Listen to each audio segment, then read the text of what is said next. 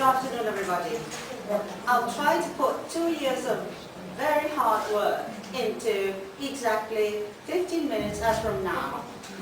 I can't guarantee I'll make it, but I'll try. I'll do my darndest. So, there it goes. Okay. This study is concerned with difficulties in the identification of English nuclear pitch patterns in intonation dictations taken by a group of students at the Joaquín González Teacher Training College, where I specialized in phonetics. The starting point for this study was a series of observations in learner performance in dictations at the Joaquín González. I noticed that, of course, there was a failure to perceive some tones. That is, the teacher dictated, for instance, a fall and the students marked a rise. Failure to identify tones. And some pilot tests, informal tests that I conducted with some of these students and other students from other courses, in which they had problems discriminating in minimal pairs. For instance, words bearing a fall and a fall rise, they heard them exactly the same, as the same tone. And also in learner oral production, for instance in listen and repeat activities, in which I would say hello and the learner would say hello. So it was very clear that the learner had not perceived the fall rise and had heard a fall. So I started to wonder what was going on. Right. Skip, to be concise. This study has taken into account some models of speech perception. We start with L1 speech, and it takes into account a model by a neurolinguist called Patricia Cole, who has done extensive research work in the acquisition of L1 intonation and vowels. She proposes the native language magnet theory.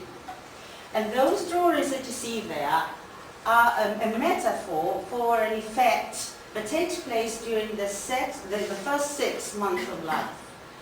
At the age of 6, babies can already discriminate between two similar sounds in their own language.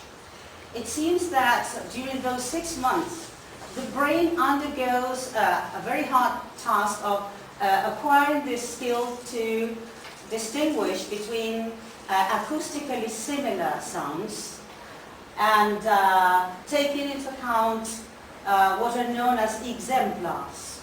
A good exemplar is a sound to which the listener has had repeated access and has been established as a kind of model, a prototype. Now this prototype, if you look at picture A, it's the dot in the middle. This prototype, says Patricia Cole, acts as a magnet. All the other incoming sounds, which are acoustically very similar, are attracted by this magnet in such a way that the listener perceives all those sounds exactly in the same way. If you could measure, for instance, all the vowels of all the speakers in this room instrumentally, you would find that the frequency of these sounds are not quite the same. And still, if I say she says everybody recognizes that's vowel number 4. What is it that makes it possible for listeners to identify the same sound when the production of so many different individuals are different? So this is the explanation that Cole proposes. For L1, what happens in L2? This is just an illustration. You're not meant to read the little print, don't worry, I'm not that merciless. But just to show that the same process can be applied to English on the left and Spanish on the right, where the natural boundaries, perceptual boundaries with which we're born, undergo a reorganization of the boundaries, so that by the age of 6 months, an English baby exposed to English will have the perceptual space on the left with 12 boxes, and a Spanish or Argentine baby will have partitioned the same natural space, because we're all human beings, so we all have the same organs, auditory organs, but we'll have partitioned the same space into only 5 boxes. So of course, what falls into the central box in English, for instance, one of the 2 central vowels, number 11, number 12, the schwa there, will probably fall in the first box, which means then that what an English baby might perceive as, for instance, as an air sound, as a Spanish listener listening to English air might identify as in. And this is why some students, for example, you tell them, say bit, and they hear bet. Similar sounds. So the problem is with similar sounds. So this is when we come to Flegge, who deals with the speech learning model. And this is for L2 acquisition. In the SLM,